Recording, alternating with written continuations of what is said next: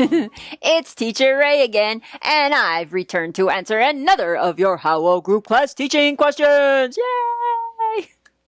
This episode focuses on, well, focus. Or rather, getting our students to focus on their learning. Here's the question. I'm having a difficult time managing my students' behavior in class. How do I get them to focus? Well, I'm what you might call a reactive teacher, or at least partially. What I mean by that is I tailor my teaching in reaction to my students' actions, including their behavior. Say a student suddenly starts singing the warm-up song at some random part of the lesson. Yeah, this just happened last week. Why not have everyone sing everything on that page or section to the tune of the warm-up song? If a student is eating, I generally ignore it. Well, mostly. I do some, by mumbling a question as if I have something in my mouth. And I do ask what they're eating sometimes, especially if we haven't started the lesson yet. What if a student is constantly giving out the answers whether or not it's their turn?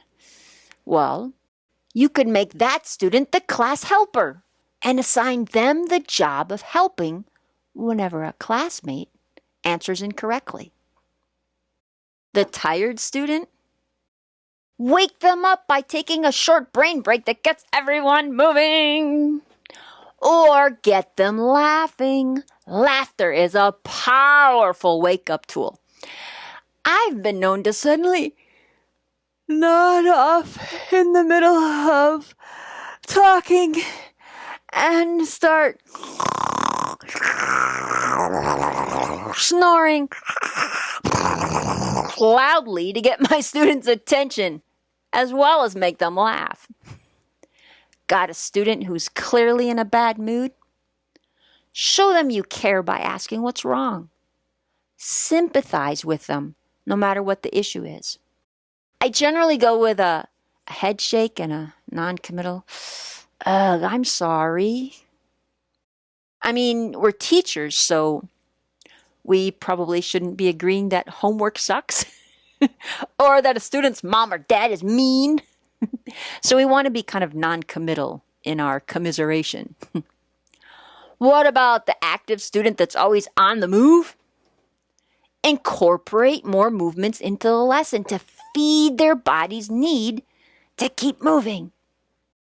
The student that has to be asked 3 times before they finally respond. For that, I've begun to initiate a countdown. Well, sort of a double countdown. First, after I call their name the first time, I do a silent count of 5 in my head. Without the hand gesture. Then I do the hand gesture and do a verbal countdown. 5, 4, 3, 2, 1.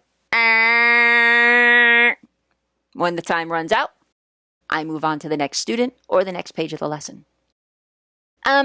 Sometimes the student is paying attention and they just need a moment to think about their answer. Remember, this is a different language. They might need to translate it into Chinese and then translate the answer into English. So give them a moment.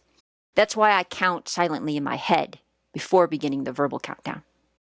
And how about the students that constantly hold up toys to the camera? Try asking one of those toys to read or answer the next question. Hello. But what if the students are playing with those toys and not paying attention to the lesson? Well, I take that as a sign that my lesson is getting boring. And I do something to liven things up.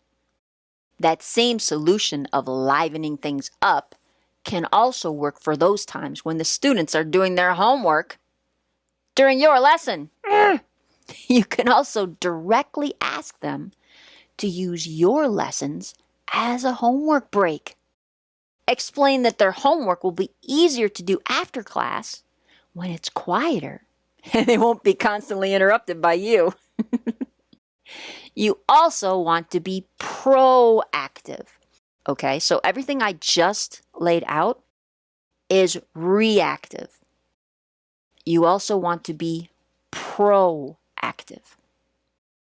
Many of the student behavior issues I've just mentioned can be avoided by conducting lessons in a way that attract and hold your students' attention from the beginning to the end.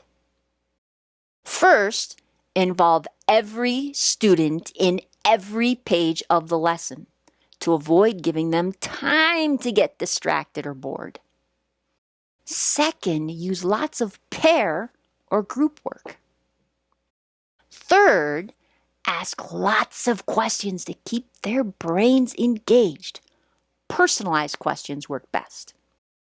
Fourth, incorporate movement and other engaging activities to make the lessons more fun and interesting. These other student activities can be anything from drawing on the lesson pages, to singing the vocabulary, to creating funny sentences, to rhyming, to sharing videos or GIFs to illustrate a concept, to asking your students to read in angry voices, or to lesson-related games, to pretty much anything you can imagine that makes the learning more engaging. Fifth, use the material and tools provided by the AC. Our lessons have quite a bit of fun built right in with the various interactive activities, the magic stars, the drawing tools, and the student drag features. Not to mention Timmy and his family and friends. You know, some of my students were eager to defend Timmy when Sam took Cindy to the park, loaned her his sunglasses, and then called her my lady in a beautiful sunny day. Then in the very next lesson, some of those same students started bursting out laughing when they saw Timmy frozen in a block of ice. It's a Timmy popsicle. You know, you can have a positive influence on how your students view the lesson material by always behaving as if everything is fun and interesting. Laugh at Timmy. Cheer for the activities. Wonder at something interesting. Look sad when it's appropriate. Drool over delicious foods. Okay, maybe don't actually drool, but you get the idea. Basically, the more interested you appear to be in the lesson material, the more interested your students will become. Okay, that's all for now. It's time for a wrap-up! So, in order to get your students to focus better on their learning, you want to react to their behaviors in positive ways, as well as avoid those behaviors by proactively conducting the lessons in fun and interesting ways. Managing student behaviors and getting them to focus on their learning is a common problem in online education. I'm sure that every HowOGC teacher can benefit from your question. So thank you for asking, teacher. Submit your question today to Ask Teacher Ray by clicking on the survey link below. See you next time. Goodbye.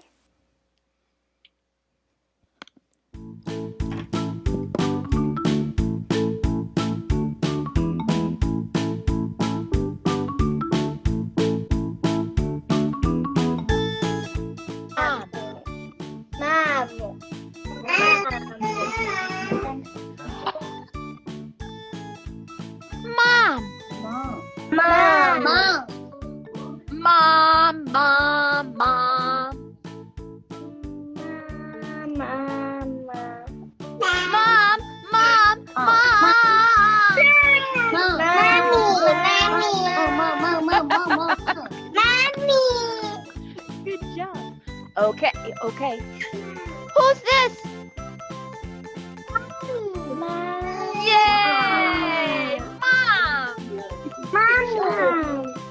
Does the girl look happy? No.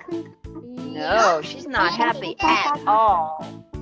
At all. So is trouble good or bad? Is trouble good or bad? It's bad. Yes, trouble is bad. Trouble means there's something wrong. Something wrong. What is going on with Sam? What? 1, 2, 3, go. Nice job. Nice job. He's not in trouble. Look, he's happy. No trouble. No trouble. Vocabulary. Stuff, stuff, stuff. Stop. Stop. Stop. Stop. Stop.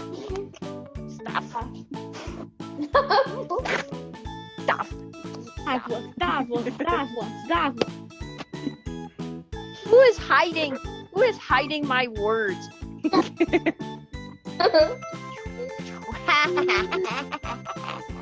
Okay, the sentence, everybody. 1, 2, 3, sentence. Here is all my It's all teachers giving. teachers. That is not Teacher Ray's stuff. No, no, no. Teacher Ray does not ski. Teacher Ray falls down. Teacher, I just know roller skating and ice skating, but I don't know this one. Do you know this word? Skiing. Skiing. Excellent. Oh, says stop. Alrighty, down. Did you say nope? Nope. No. Nope. No. No. No. No. No. Five, four, three, two, oh.我他娘的不说。 Number 4, please use number 4 in a sentence.